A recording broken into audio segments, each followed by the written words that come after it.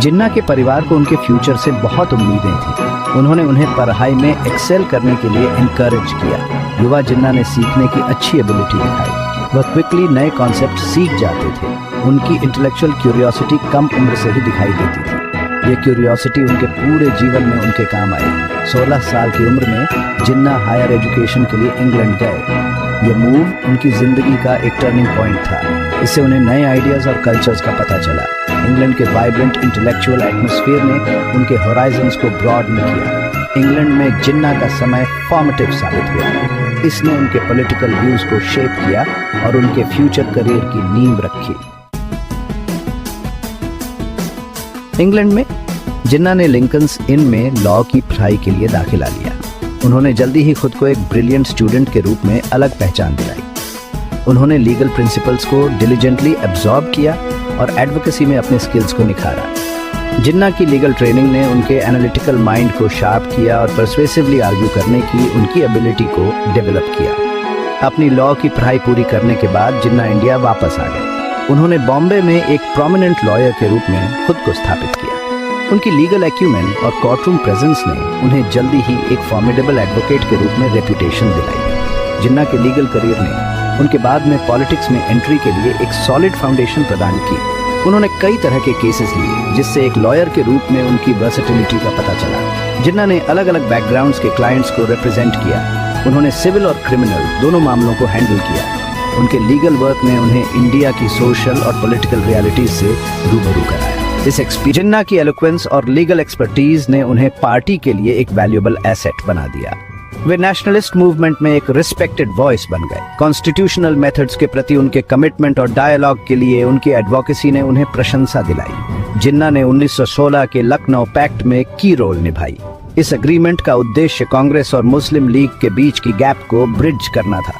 उन्होंने दोनों ऑर्गेनाइजेशंस के बीच कोऑपरेशन को बढ़ावा देने के लिए टायरलेसली काम किया। जिन्ना का मानना था कि इंडिया की इंडिपेंडेंस हासिल करने के लिए एक यूनाइटेड फ्रंट जरूरी है। हिंदू मुस्लिम यूनिटी को प्रमोट करने के उनके एफर्ट्स ने उन्हें ambassador of Hindu Muslim unity का खिताब दिलाया। जिन्ना को दोनों कम्युनिटीज के बीच ब्रिज बिल्डर के रूप में देखा जाता था। उन्होंने एक यूनाइटेड इंडिया के अंदर हिंदूज और मुस्लिम्स दोनों के लिए एक शेयर्ड फ्यूचर के लिए टायरलेसली एडवोकेट किया। यूनिटी के प्रति उनका कमिटमेंट अनवेवरिंग था। कांग्रेस के प्रति अपनी इनिशियल कमिटमेंट के बावजूद जिन्ना धीरे धीरे डिसइल्यूजन्ड हो गए। वे कांग्रेस के मुस्लिम इंटरेस्ट के अप्रोच को लेकर चिंतित हो रहे थे। उन्हें लगता था कि कांग्रेस मुस्लिम माइनॉरिटी की कंसर्न्स को एडिक्वेटली एड्रेस नहीं कर रही है। इसने उन्हें अपनी पॉलिटिकल एफिलिएशंस पर रिकंसिडर करने के लिए प्रेरित किया। कांग्रेस के अंदर हिंदू नेशनलिज्म के राइज ने जिन्ना को और अलग थलग कर दिया। उन्हें लगता था कि कांग्रेस हिंदू इंटरेस्ट्स के डोमिनेशन में आ रही है। उन्हें डर था कि हिंदू मेजॉरिटी इंडिया में मुस्लिम कम्युनिटी मार्जिनलाइज्ड हो जाएगी। इस कंसर्न ने उनकी अनईज की भावना को और गहरा कर दिया।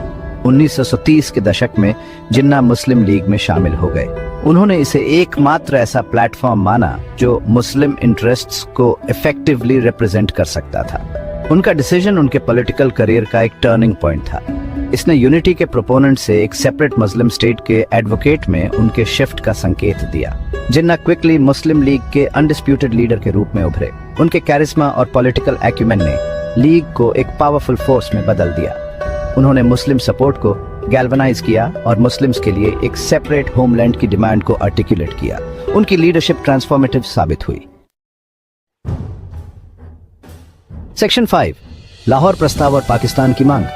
1940 में मुस्लिम लीग ने लाहौर रेजोल्यूशन पास किया। इस हिस्टोरिक रेजोल्यूशन ने फॉर्मली एक सेपरेट मुस्लिम स्टेट पाकिस्तान के क्रिएशन की डिमांड की। रेजोल्यूशन को ड्राफ्ट करने और पास कराने में जिन्ना ने पिवटल रोल निभाई। इसने सब कॉन्टिनेंट के हिस्ट्री में एक वाटरशेड मोमेंट को मार्क किया। लाहौर रेजोल्यूशन ने एक सेपरेट होमलैंड फॉर मुस्लिम्स के लिए मुस्लिम लीग के विजन को आर्टिकुलेट किया। इसमें तर्क दिया गया कि मुस्लिम्स एक सेपरेट नेशन थे और अपने खुद के स्टेट के डिजर्व करते थे। रेजोल्यूशन ने पाकिस्तान के क्रिएशन की नींव रखी। यह मुस्लिम लीग के पॉलिटिकल प्लेटफॉर्म की कॉर्नरस्टोन बन गया। पाकिस्तान की डिमांड के लिए सपोर्ट जुटाने में जिन्ना की लीडरशिप इंस्ट्रूमेंटल थी। उन्होंने कॉज के लिए मुस्लिम सपोर्ट जुटाते हुए पूरे इंडिया में एक्सटेंसिवली ट्रैवल किया। उनके स्पीचेस और राइटिंग्स ने एक सेपरेट मुस्लिम स्टेट के रैशनल को आर्टिकुलेट किया। उन्होंने मैसेज तक मुस्लिम लीग का मैसेज इफेक्टिवली कम्युनिकेट किया। उनकी आर्ग्यूमेंट्स उन बहुत से मुस्लिम्स के साथ रेजोनेट हुई जो इंडियन पॉलिटिकल सिस्टम में मार्जिनलाइज महसूस करते थे। जिन्ना की लीडरशिप ने मुस्लिम कम्युनिटी को पर्पस और डायरेक्शन की भावना प्रदान की। वे सेल्फ डिटर्मिनेशन के लिए मुस्लिम एस्पिरेशंस के सिंबल बन गए। उनका इन्फ्लुएंस एक्सपोनेंशियली बढ़ा।